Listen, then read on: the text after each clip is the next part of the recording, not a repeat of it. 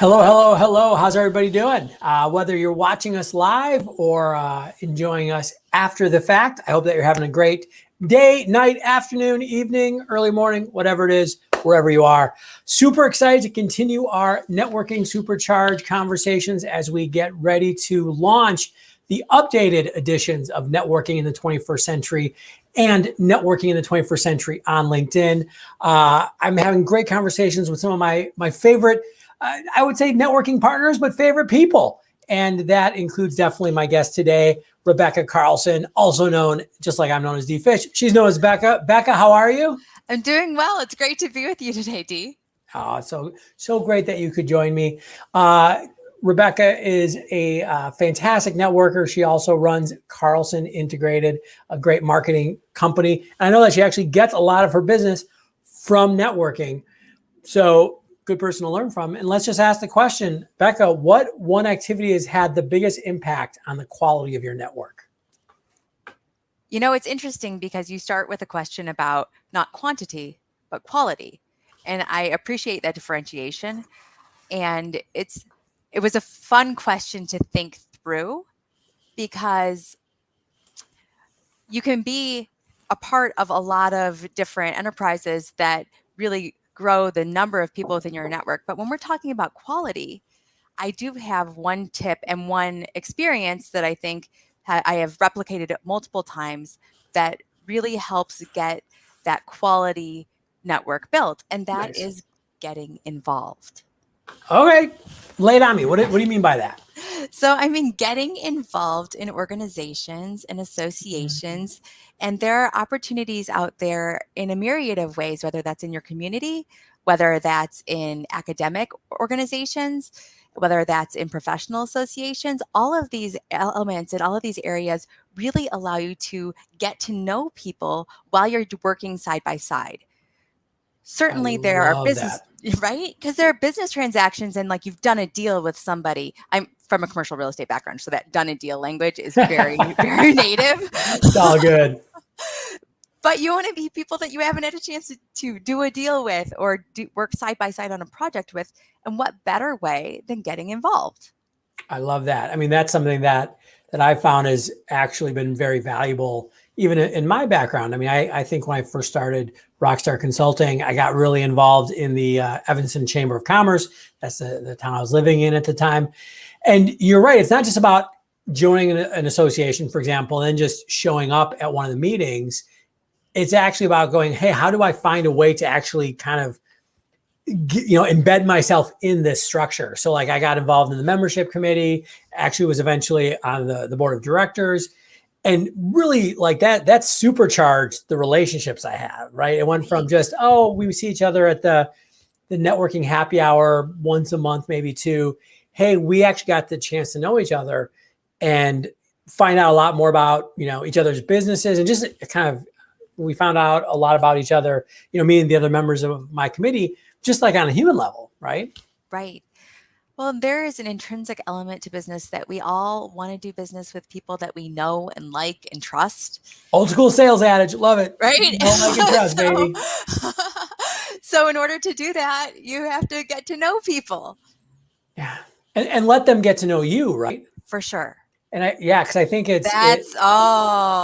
you turned it around and you're right. There you go. But that is true. It's this idea of just kind of sharing time and space. I mean, one of the things that I talk about a lot is that, networking and relationship building takes shared time, right? And shared context. And the way you do that is by just kind of being around each other, right?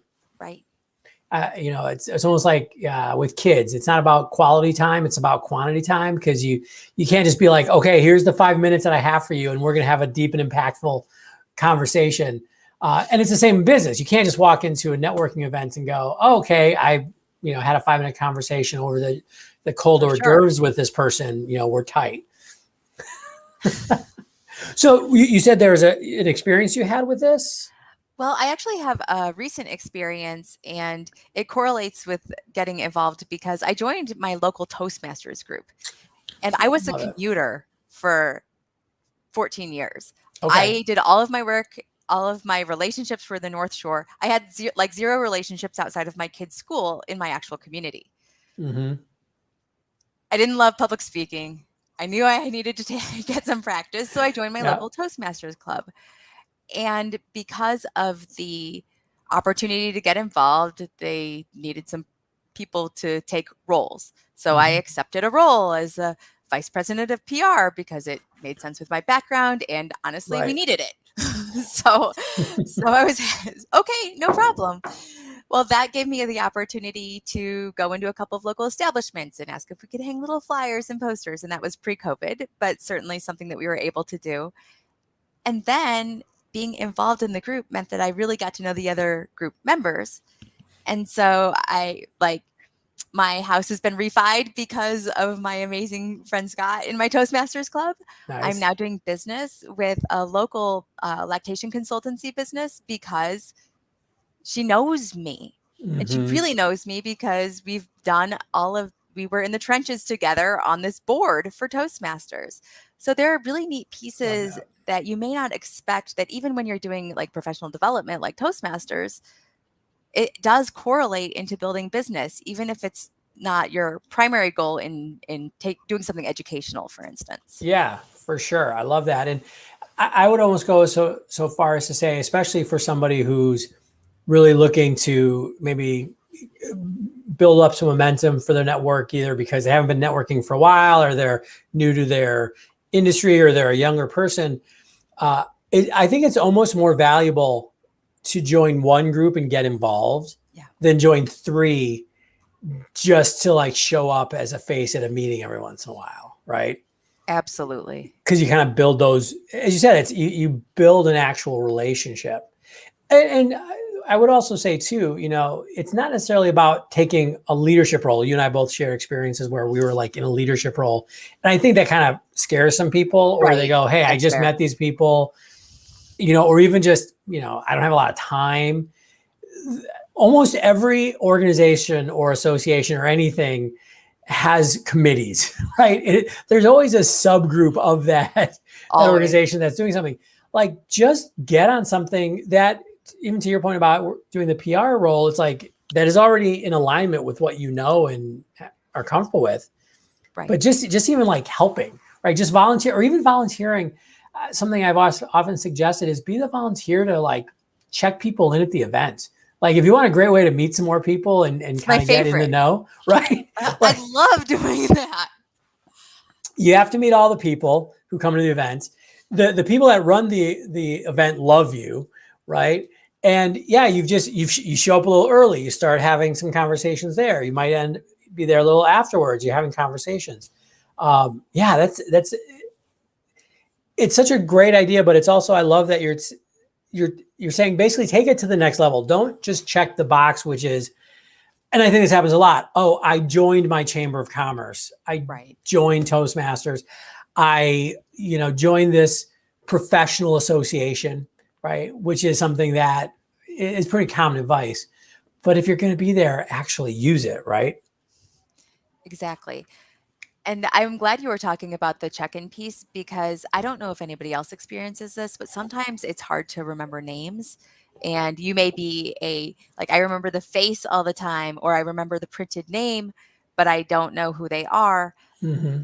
Doing check-in is so powerful because you see a list, you've got words, you've got face, you've got tag. You can even be the person that writes out their name tag for them. You might have, I can't do that. My handwriting is horrible. But yeah, so you're like Bill, and you're looking at their face, and they're like, and there you go. I know you're Bill. I love it, for sure. It helps with retention. It's pretty amazing what a powerful element that can be to guide your brain. Yeah, 100%, especially because usually if we meet people at, events, we're always so worried about what we're going to say. We actually, I think one of the biggest challenges for remembering names is we actually don't pay attention when somebody is telling us their name, because we're thinking about what we're going to say, as opposed to like, actually, I am paying attention. Bekah. But yeah, I guess the idea here is there's a lot of different ways of doing it. It's going to kind of fit with your personality, your goals, what the organization is. But it is just pausing for a second, going, okay, if I'm going to join this group, how am I going to actually be involved, right? Not just, kind of do it to say I did it and just like keep it at a superficial level. Because what's really exciting is I don't know if it's an exponential growth curve, but how to say this, with just a little bit of extra effort. Like it's one of those, if you put 2 times more effort in, you get 4 times the return back, right? Absolutely.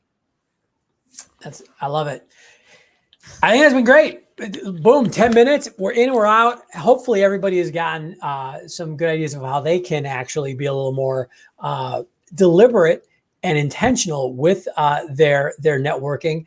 If you want to follow up with Bekah, and you should definitely get to know her better, find her right here on LinkedIn. It's Bekah Carlson with a C. And of course, I do have to tell everybody that we are almost, we're 1 week in a day, 8 days. It's probably a simpler way of saying it. 8 days away from the release of LinkedIn, of networking in the 21st century on LinkedIn, and just networking in the 21st century. Super excited to be sharing these with people.